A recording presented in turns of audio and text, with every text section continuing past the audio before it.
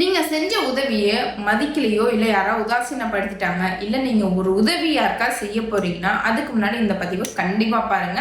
Astro and spiritual talk page நீங்க follow பண்ணலாம், இது வரையும் கண்டிப்பா ஃபாலோ பண்ணி வச்சுக்கோங்க.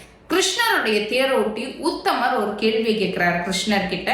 கிருஷ்ணா, நீங்க நினைச்சிருந்தா இந்த மகாபாரத போர் அப்படிங்கறத ஒண்ணு நடக்காமலேயே தடுத்திருக்கலாம், ஆனா நீங்க ஏன் அதை பண்ணல? அப்ப கிருஷ்ணர் என்ன சொல்றாருன்னா, அதாவது துரியோதனனுக்கு சூது விளையாட தெரியாதுன்னு தெரிஞ்சு அவனுக்கு பதிலா சகுனிய விளையாட வச்சான். யுதிஷ்டருக்கு சூது விளையாட தெரியாதுன்னு தெரிஞ்சும் தானே தான் விளையாண்டான்.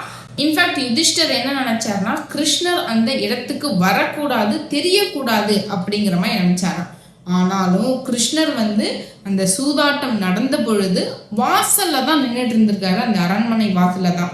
யுதிஷ்டர் தன்னோட நாடை இழந்த போதோ, தன்னை இழந்த பொழுதோ, தன் சகோதரர்களை இழந்த போதோ, ஏன் தன்னோட மனைவி இழந்த போது கூட கிருஷ்ணா என்னை காப்பாத்துன்னு சொல்லியிருந்தா நான் காப்பாத்திருப்பேன். பாஞ்சாலியுமே கடைசி வரையும் போராடி முடியாது அப்படிங்கிற பட்சத்துல கிருஷ்ணா என்னை காப்பாத்துன்னு கூப்பிட்ட பொழுது நான் உடனே ஓடி காப்பாத்தினேன்.